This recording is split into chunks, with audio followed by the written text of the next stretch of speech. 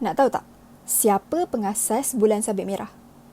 Dan kenapa diasaskan Bulan Sabit Merah? Lagi satu, apa yang penting sangat tarikh 8 Mei sampai Hari Bulan Sabit Merah disambut pada 8 Mei? Kita mulakan dengan Henry Dunant. Henry Dunant dilahirkan pada 8 Mei 1828 di Geneva, Switzerland. Beliau daripada keluarga yang kaya dan juga patuh mengamalkan ajaran agama Kristian. Selain daripada itu, Dunant juga aktif dalam pelbagai pergerakan kebajikan dan juga agama. Sekitar tahun 1850-an, Dunant mula berniaga sendiri. Satu hari, pada 25 Jun 1859, ketika itu beliau sedang berniaga dan berada di Solferino, utara Itali. Beliau menyaksikan sebuah pertempuran antara Austria dan Perikatan Tentera Perancis Sardinia. Ini ialah semasa Perang Dunia Kedua. Ketika itu juga, beliau melihat ramai yang mati dan cedera. Tapi, bantuan perubatan tak lengkap dan tak mencukupi. Askar yang mati dan cedera sangat ramai. Akan tetapi, mereka tak mampu buat apa-apa. Selepas menyaksikan kejadian itu, Dunant mula mengenepikan perniagaannya dan memberi tumpuan kepada usaha membantu orang yang cedera. Beliau berjaya mengumpulkan orang-orang dari desa sekitar untuk tinggal di situ selama 3 hari dan menghabiskan masa merawat orang yang terluka. Bagaimanakah Dunant mampu mengumpul dan meyakinkan orang-orang dari desa untuk merawat kesemua askar yang tercedera?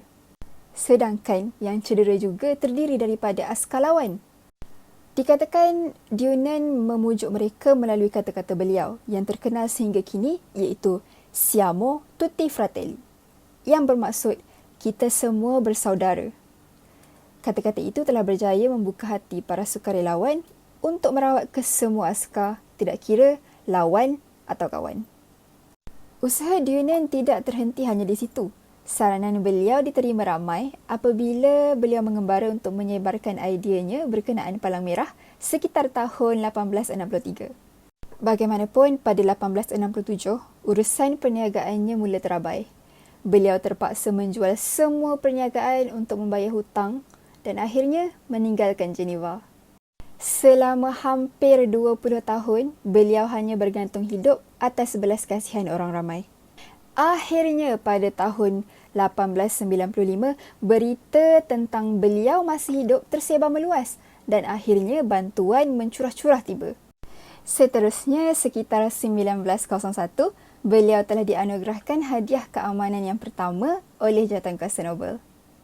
Hasil daripada cetusan idea Dunant, banyak negara yang menubuhkan pergerakan Palang Merah mereka di negara sendiri. Sekitar November 1876, Turki mengumumkan kepada Majlis Persekutuan Swiss iaitu penjaga Konvensyen Geneva bahawa Turki akan menggunakan lambang bulan sabit merah. Justifikasi Turki ialah kerana Palang Merah menghina agama Islam kerana lambangnya seakan-akan lambang agama Kristian. Sehubungan dengan itu, banyak negara Islam lain menggunakan lambang bulan sabit merah sama seperti Turki. Kedua-dua lambang ini dilindungi oleh Konvensyen Geneva sejak tahun 1929 dan kini ianya dikenali sebagai International Federation of Red Cross and Red Crescent Societies.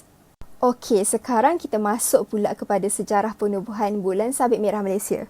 Sejarah penubuhan di Malaysia akan melibatkan kedua-dua iaitu Bulan Sabit Merah dan Palang Merah. Pada April 1948, pergerakan Palang Merah mula ditubuhkan di Sabah sebagai salah satu cawangan kepada Persatuan Palang Merah British. Selepas penubuhan unit Palang Merah pertama di Semenanjung Malaysia ditubuhkan di Pulau Pinang pada 1950, cawangan Persekutuan Tanah Melayu telah ditubuhkan dengan bantuan Miss Jordan dan Miss Johnson serta 2 orang pegawai medan Palang Merah British pada Februari 1951. Sehingga 1952, hampir kesemua negeri di Tanah Melayu telah ditubuhkan cawangan Palang Merah termasuk Singapura. Selepas kemerdekaan pada tahun 1957, nama telah ditukar kepada Persatuan Palang Merah Persekutuan Tanah Melayu. Sehinggalah pada tahun 1963 ketika Singapura menarik diri daripada penubuhan Malaysia, masih lagi dengan Palang Merah tetapi nama ditukarkan kepada Persatuan Palang Merah Malaysia. 6 tahun kemudian pada 1969 ketika Malaysia mengalami kemuncak darurat yang pertama, cawangan telah menghantar 25 pasukan Palang Merah untuk tugas-tugas kebajikan ke kampung-kampung di Perak, Terengganu dan Selangor. Akhirnya, pada 4 September 1975, nama dan lambang persatuan ini telah ditukar menjadi Persatuan Bulan Sabit Merah Malaysia atau PBSM yang kita kenali sehingga ke hari ini. PBSM telah bertindak sebagai khidmat bantuan kepada pihak berkuasa bagi memberi bantuan kepada mangsa bencana alam, pencegahan penyakit dan juga pertolongan cemas. Mereka juga merupakan sukarelawan yang aktif di sekolah-sekolah sebagai salah satu kokurikulum unit beruniform yang ditawarkan di sekolah-sekolah di Malaysia. Okey, dah jelas? Kalau tak jelas, boleh ulang lagi sekali. Jumpa lagi nanti. Bye!